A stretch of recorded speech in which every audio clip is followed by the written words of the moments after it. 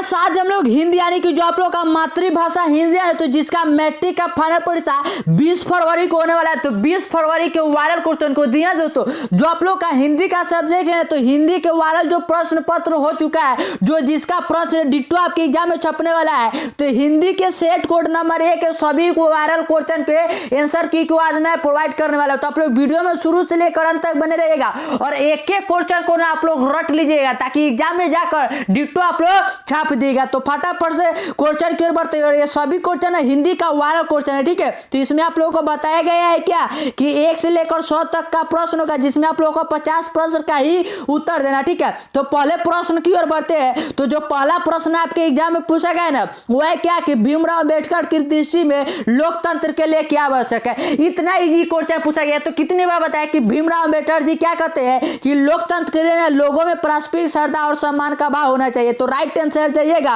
और डी को मारकर चले आइएगा। और आप लोगों के सुविधा के लिए मैंने क्या किया कि सभी क्वेश्चन के आंसर को ना पहले ही टिक मार लिखा है, ठीक है। तो जाके मैं जल्दी जल्दी से आप लोगों को बता लूं और आप लोग जल्दी जल्दी से याद कर ले। तो क्वेश्चन नंबर 2 जो आपके एग्जाम में पूछा गया है वो है क्या कि the rise and fall of the Hindu movement के लेखक कौन है। तो कितनी बार बताया है तो इसके लेखक कौन है, तो भीमराव अंबेडकर जी। तो राइट आंसर जाइएगा और ऑप्शन नंबर 1 को गोला कर चले आइएगा। क्वेश्चन नंबर 3 जो आपके एग्जाम में पूछा गया है वो है कि विष के दांत कहानी का प्रमुख पात्र कौन है। सिंपल, विष के दांत पूछा गया कि कहानी का प्रमुख पात्र कौन है। तो कौन है, तो गिरधर है। गिरधर का बेटा कौन है, तो मदनी। ही तो बताया जाता है कि मध्यम वर्ग का कैसा होता है। तो राइट आंसर सी हो जाएगा।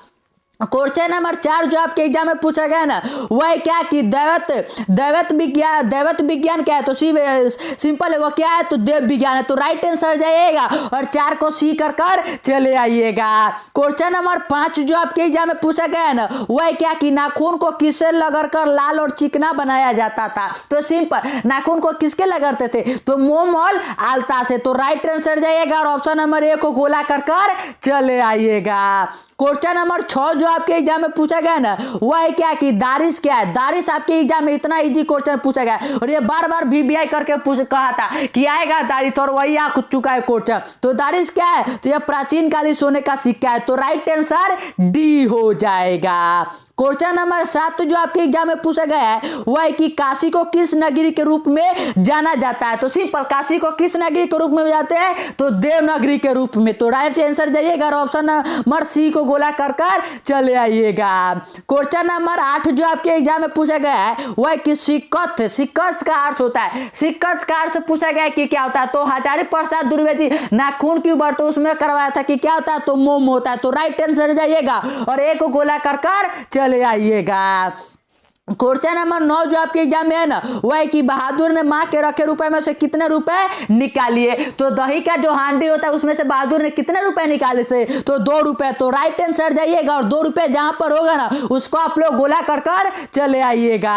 क्वेश्चन नंबर 10 जो आपके एग्जाम में पूछा गया है वो है कि परंपरा का मूल्यांकन शीर्षक पाठ किसके द्वारा लिखा गया है। इतना इजी क्वेश्चन आपके एग्जाम में पूछा गया कि परंपरा का मूल्यांकन तो किसने लिखा है, तो रामविलास शर्मा ने। तो राइट आंसर जाइएगा और ऑप्शन नंबर सी को गोला कर चले आइएगा। क्वेश्चन नंबर 11 जो आपके एग्जाम में पूछा गया है ना वो है कि जीत जीत मैं निखरा तू पाठ के केंद्र में कौन है। इतना सिंपल, जीत जीत मैं निखरा तू, इसमें क्या बताया कि पंडित बिरजू महाराज जी ने कैसे नृत्य में इतना हासिल किया। तो राइट आंसर जो ना जाएगा तो ऑप्शन नंबर ए हो जाएगा, बिरजू महाराजा। क्वेश्चन नंबर 12 जो आपके एग्जाम में पूछा गया है ये तो और ही सिंपल क्वेश्चन है कि यंग इंडिया के संपादक कौन है। इतना VBI और इतना इजी क्वेश्चन पूछा गया तो कौन है, तो महात्मा गांधी जी। तो जाइएगा और जहां पर महात्मा गांधी जी हो ना आप लोग क्या करिएगा कि ऐसे गोला बना लीजिएगा और उसमें भर के चले आइएगा। क्वेश्चन नंबर 13 जो आपके एग्जाम में पूछा गया है वह कि शेक्सपियर किस भाषा के कवि है। ये तो सिंपल, शेक्सपियर किस भाषा के, तो अंग्रेजी के थे। किसके, अंग्रेजी के। तो राइट आंसर जाइएगा और सी को गोला कर चले आइएगा। क्वेश्चन नंबर 14 जो आपके एग्जाम में है ना वो है क्या कि तीसरा सात पुस्तक किसके द्वारा लिखा गया है। तो ये किसके द्वारा लिखा गया है, तो याद रखिएगा कि यह लिखा गया है अशोक वाजपेयी द्वारा। तो राइट आंसर ए हो जाएगा। क्वेश्चन नंबर 15 जो आपके एग्जाम में है वो है कि राष्ट्रकूट शासक कहाँ के रहने वाले थे। तो राष्ट्रकूट शासक कहाँ के रहने वाले थे, तो याद रखिएगा कि कर्नाटक के। कहाँ के, कर्नाटक के। तो राइट आंसर बी हो जाएगा। और एक एक क्वेश्चन जो मैं करवा रहा हूँ उसे आप लोग कैसे भी घोर कर पीछे क्योंकि यह एग्जाम में डिट्टो आपके एग्जाम में छपने वाले प्रश्न है। और अभी तक चैनल को सब्सक्राइब नहीं किया ना तो चैनल को सब्सक्राइब भी कर लीजिए। क्वेश्चन नंबर जो है ना आप लोगों का 20 इस प्रकार से पूछा गया कि फुटपाथ शब्द है, फुटपाथ शब्द क्या है? तो फुटपाथ शब्द क्या है? तो यह स्त्रीलिंग शब्द है, तो राइट आंसर ए हो जाएगा। क्वेश्चन नंबर 21 जो आपके एग्जाम में है ना वह कि कपूर शब्द है, तो कपूर शब्द क्या है? तो कपूर शब्द याद रखिए कि यह तत्सम शब्द है। क्या है? तत्सम शब्द, तो राइट आंसर ए हो जाएगा। क्वेश्चन नंबर 22 जो आपके एग्जाम में पूछा गया है वह कि नेता शब्द का स्त्रीलिंग रूप क्या है? तो नेता शब्द का क्या होता है स्त्रीलिंग रूप? से याद है क्या कि नेत्री होता है। क्या होता है? नेत्री, तो राइट आंसर सी हो जाएगा। क्वेश्चन नंबर 23 जो आपके एग्जाम में पूछा गया है वह कि स्वरनाम के कितने भेद होते हैं? स्वरनाम के आपके एग्जाम में पूछा गया है, इतना इजी और इतना वीवीआई। मैंने बताया था कि स्वरनाम के आएगा ही आएगा और ही छप चुका है। तो स्वरनाम के कितने होते हैं? तो 6 भेद होते हैं, तो राइट आंसर सी हो जाएगा। क्वेश्चन नंबर 24 जो आपके एग्जाम में पूछा गया है ना वह क्या कि यह घर किस विशेषण का उदाहरण है? तो यह घर या किसका है? तो स्वरनामिक है, क्योंकि यह क्या है? तो यह स्वरनाम है, तो इसका right answer option number C हो जाएगा, स्वरनामिक विशेषण है। क्वेश्चन नंबर 25 जो आपके एग्जाम में पूछा गया है वह कि किस में कर्म जिसका कर्म हो या जिसके साथ कर्म की संभावना हो उसे क्या कहते हैं? तो सिंपल, उसे सकर्मक कहते हैं। क्या कहते हैं? सकर्मक, तो राइट आंसर सी हो जाएगा।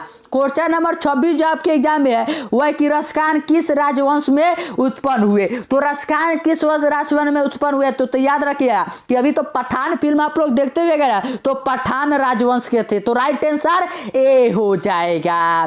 क्वेश्चन नंबर 27 जो आपके एग्जाम में पूछा गया है वह कि मोह मन मालिक ले गए चीते चोर नंदन किस कविता की पंक्ति है? तो यह किस कविता है? तो याद रखिएगा कि प्रेम अनि श्री राधिका के, तो राइट आंसर सी हो जाएगा। क्वेश्चन नंबर 28 जो आपके एग्जाम में पूछा गया ना वह कि कुंवर नारायण की कविता है। तो कुंवर नारायण की कौन कविता है? तो आप लोग पढ़ते हैं ना कि एक वृक्ष की हत्या, जिसमें वृक्ष दूर से इलर करता है कि कौन हो तुम, तो लेखा कहता कि मैं, तो ये राइट आंसर इसका कौन सा हो जाएगा कि एक वृक्ष की हत्या। क्वेश्चन नंबर 29 जो आपके एग्जाम में है वह कि प्रेमगण का अपना आदर्श किसे मानते थे? तो सिंपल, प्रेमगण अपना आदर्श किसे मानते थे? तो भारतेंदु हरिश्चंद्र को, तो राइट आंसर ए हो जाएगा। क्वेश्चन नंबर 30 जो आपके एग्जाम में पूछा गया है ना वह इस प्रकार से है कि लौट कर आऊंगा फिर कविता किस कवि द्वारा अनुवादित है? तो लौट कर आऊंगा फिर जो यह कविता ने किसके द्वारा है? तो यह है किसके द्वारा? तो विनोद कुमार शुक्ल जी के द्वारा, तो राइट आंसर ए हो जाएगा। क्वेश्चन नंबर 31 जो आपके एग्जाम में है ना वह कि जीवनानंद दास किस भाषा के प्रसिद्ध कवि है? तो जीवनानंद दास जी लौट कर आऊंगा के है ना कवि, तो वह कहाँ के रहने वाले? तो पश्चिम बंगाल के, यानी कि बांग्ला के कवि है, तो राइट आंसर बी हो जाएगा। क्वेश्चन नंबर 32 जो आपके एग्जाम में पूछा गया ना वह कि आंगन के पार द्वार किस कवि की रचना है? तो आंगन के पार द्वार जो है किस कवि की रचना है? तो याद रखिएगा कि सच्चिदानंद हीरानंद वात्स्यायन अज्ञे की, तो राइट आंसर जाइएगा और ऑप्शन नंबर सी को गोला कर चले आइएगा। आप लोगों के एग्जाम में जाकर रुकना नहीं है, बस आप लोगों को जाना है और आंसर मिलाना। जैसे कि आप लोगों का सेट कोड में ए करवा रहा हूँ, तो आप लोगों का बी मिले सी मिले डी मिले उसमें क्वेश्चन मिलाइएगा, बस फटाफट से आंसर टिक मारना है, उसके बाद सब्जेक्टिव के क्वेश्चन की ओर बढ़ना है। क्वेश्चन नंबर 33 जो आपके एग्जाम में हुआ है कि मानव का राजा सूरज मानव को भाप बनाकर सो गया, यह किस कविता की पंक्ति है? तो सिंपल, हिरोशिमा में अज्ञे जी क्या बताते हैं कि जो मानव परमाणु बम बनाया था वह क्या है कि गिरता है और मानव को शोक बनाकर उड़ जाता है, तो यह कौन है? तो यह हिरोशिमा की पंक्ति है। क्वेश्चन नंबर 34 जो आपके एग्जाम में पूछा गया ना वह है कि जनतंत्र का जन्म कविता के रचनाकार है। तो जनतंत्र कविता के रचनाकार कौन है? तो यह रामधारी सिंह दिनकर, तो राइट आंसर सी हो जाएगा। क्वेश्चन नंबर 35 जो आपके एग्जाम में है ना वह है कि कवि रसखान द्वारा कृष्ण भक्ति संबंधी रचनाएं प्राप्त होती है, तो किसमें प्राप्त होता है? तो सुजान रसखान में, तो राइट आंसर सी हो जाएगा। क्वेश्चन नंबर 36 जो आपके एग्जाम में पूछा गया है ना वह है कि चिदंबरा किसके द्वारा लिखी गई है? तो चिदंबरा किसके द्वारा लिखा गया है? तो याद रखिए कि सुमित्रानंदन पंत द्वारा, तो राइट आंसर ए हो जाएगा। क्वेश्चन नंबर 37 जो आपके एग्जाम में पूछा गया ना वह है कि गुणाकर मूल्य का जन्म कब हुआ था? इतना इजी क्वेश्चन पूछा गया कि गुणाकर मूल्य जी का जन्म कब हुआ था? आप लोग बढ़ते ना कि नागरी लिपि के लिखा गया गुणाकर मूल्य, तो जन्म कब हुआ था? तो 1935 ईस्वी में, तो राइट आंसर ए हो जाएगा। क्वेश्चन नंबर 38 है कि बेटे के आंसू क्यों आते हैं। तो बेटे के आंसू क्यों आते हैं, जब वो अंग लिखता है उसको अंग नहीं समझ में आता है, विफलता के कारण। किसके कारण, विफलता के कारण। तो राइट आंसर ए हो जाएगा। क्वेश्चन नंबर 39 जो आपके एग्जाम में है वह है कि कवि धर्मवीर भारतीय द्वारा भाषांतरित कविता कौन है। तो धर्मवीर भारतीय है वो कौन करते हैं, तो वह मेरे बिना तुम पर भी, रेरन मारिया रिल्के वाला कविता को। क्वेश्चन नंबर 40 जो आपके एग्जाम में है ना वह है कि दूसरे के इशारों पर भटकने वाले लोगों को क्या कहते हैं। तो क्या कहते हैं, तो उसे मुंड कहते हैं। तो राइट आंसर डी हो जाएगा। क्वेश्चन नंबर 41 जो आपके एग्जाम में है कि प्रलय शब्द में उपसर्ग है। तो प्रलय में उपसर्ग क्या आता है, जो किसी भी शब्द के पहले आता है, तो उपसर्ग कौन सा हो जाएगा, प्र। तो राइट आंसर ए हो जाएगा। क्वेश्चन नंबर 42 जो है ना आपके एग्जाम में वह है कि पहाड़ शब्द का विशेषण। तो पहाड़ का विशेषण क्या हो जाएगा, पहाड़ी। तो राइट आंसर जाइएगा, ऑप्शन नंबर बी को गोला कर चले आइएगा।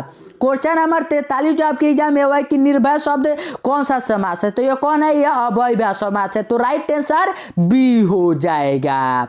क्वेश्चन नंबर 44 जो आपके एग्जाम में पूछा गया है कि कहा जा सकता है किस पदबंध का उदाहरण है। तो ये किस पदबंध का है, तो ये क्रिया पदबंध का। तो राइट आंसर सी हो जाएगा।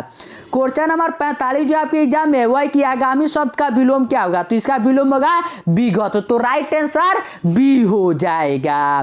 क्वेश्चन नंबर 46 जो आपके एग्जाम में पूछा गया है कि जो मापा न जा सके एक शब्द। तो आप लोग गणित में बार बार पढ़ते हैं कि अपरिमेय। तो अपरिमेय क्या होता है, जिसको हम लोग कैलकुलेट नहीं करते, मापा नहीं जा सकता। तो राइट आंसर जाइएगा और अपरिमेय को गोला कर चले आइएगा।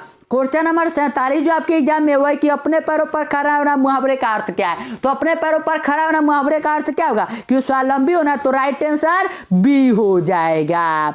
क्वेश्चन नंबर 48 जो आपके एग्जाम में हुआ है कि शुद्ध वाक्य। तो शुद्ध वाक्य कौन सा है, तो यहाँ पर शुद्ध वाक्य कि मुझे किताब दो। तो राइट आंसर सी हो जाएगा। क्वेश्चन नंबर 49 जो आपके एग्जाम में कि मधुर शब्द में पड़ता है। तो कौन सा पड़ता है, तो प्र। तो राइट आंसर डी हो जाएगा। क्वेश्चन नंबर जो 50 हुआ है कि सूर्योदय हुआ कुआसा जाता रहा, किस वाक्य है, तो यह संयुक्त वाक्य है। तो राइट आंसर बी हो जाएगा। और आज हम लोग क्या करेंगे कि सिर्फ 1 से लेकर 50 तक के सभी क्वेश्चन को डील करेंगे। और 1 से लेकर जो 50 तक के क्वेश्चन किए ना, इसे आप लोग कैसे भी कर घोर कर पी जाइए। और इसका पीडीएफ के लिए ना आप लोग बिगेन्स लर्न टेलीग्राम चैनल को ज्वाइन कर लीजिए। और अभी तक अगर बिगेन्स लर्न यूट्यूब चैनल को सब्सक्राइब नहीं किए तो सब्सक्राइब कर लीजिए, क्योंकि सभी आप लोग जो भी क्वेश्चन होगा उसका सबसे पहले वायरल क्वेश्चन का आंसर की यहीं पर प्रोवाइड रहेगा। इसलिए अभी लोग चैनल को सब्सक्राइब कर लीजिए और वीडियो को दोस्तों के साथ शेयर भी कर दीजिए।